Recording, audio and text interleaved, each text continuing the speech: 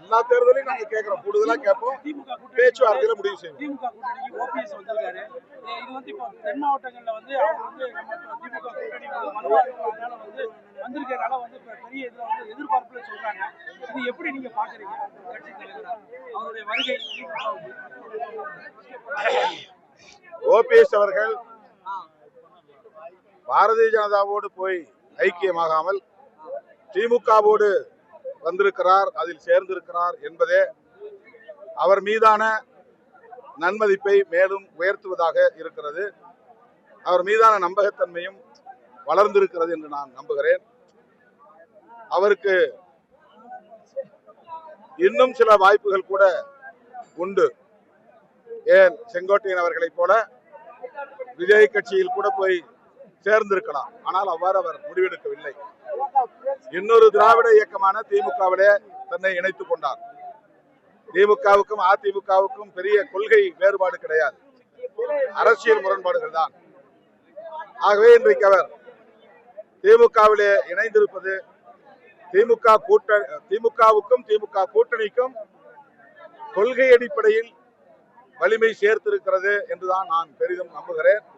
அது மட்டும் இல்லாமல் தென் மாவட்டங்களில் அவர் மூலம் இந்த கூட்டணி மேலும் வலுப்பெறும் என்று நம்புகிறேன்.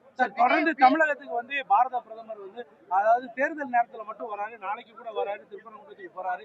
இது எப்படி பாக்குறீங்க ஒரு அரசியல் தலைவரா தொடர்ந்து பிரதமர் வந்து? இது போக நேத்து வந்து ஒரு தனியார் தொலைக்காட்சியில அதாவது இந்த நம்ம வீடு கட்டும் திட்டத்துல பயங்கரமா வந்து இந்த திட்டத்தை வந்து முறைகேடாக வந்து தடுத்துறதுக்கு காரணம் திமுக தான் அப்படின்னு சொல்லி ஒரு குற்றச்சாட்டு வச்சிருக்காரு.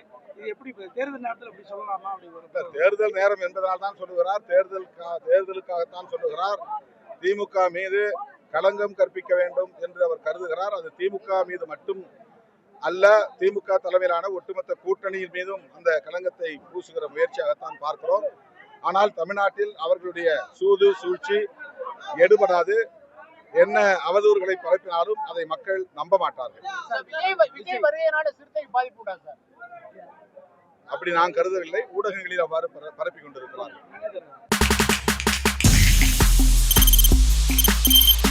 தவிர்க்க முடியாத தம்ப்நெயில்ஸ், கலக்கலான கண்டென்ட்ஸ், சினிமாவும் சீரியஸ் பிரச்சனைகளும், பல வருடங்கள் இடைவெளிக்கு பிறகு இந்த படத்துல ஒரு கலகலப்பும் கைகலப்பும், போயிட்டே தான் இருக்காரே தவிர பிரேக்கே இல்லாமல் பிரேக்கிங் நியூஸ் சொல்லும் தந்தி டிவி ஆப். இன்ஸ்டா தலைமுறை வரை இறங்கி அடிக்கும் தந்தி டிவியின் டிஜிட்டல் எக்ஸ்க்ளூசிவ். அது தண்ணிக்குள்ள போகும்போது ஹேங் ஆயிடுச்சு. உங்களுக்கு விஜய் சார் எந்த அளவுக்கு ரொம்ப பிடிக்கும்? Of course, Malayalis are huge Vijay sir fans. ரெண்டு பேருமே ரொம்ப பிடிக்கும் எனக்கு. தந்தி டிவி ஆப்பை இலவசமா டவுன்லோட் செய்யுங்க, ஃபாலோ பண்ணுங்க, சப்ஸ்கிரைப் பண்ணுங்க, என்ஜாய் பண்ணுங்க.